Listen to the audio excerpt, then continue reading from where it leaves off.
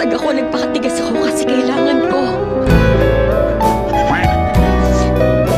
Pero hindi dahil matigas ako, wala na akong pakiramdam.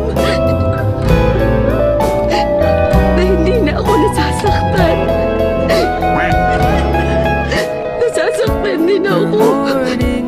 Bakit kasi hindi tayo pwede lumabas ng February 14? Paano hindi lalabas? Eh, kapit lang kita. Huwag nang pag-isipan pa. Kung gusto mo ako, aminin mo na. Huwag nang patope-tope pa. Minsan tuloy ako'y naiinis na.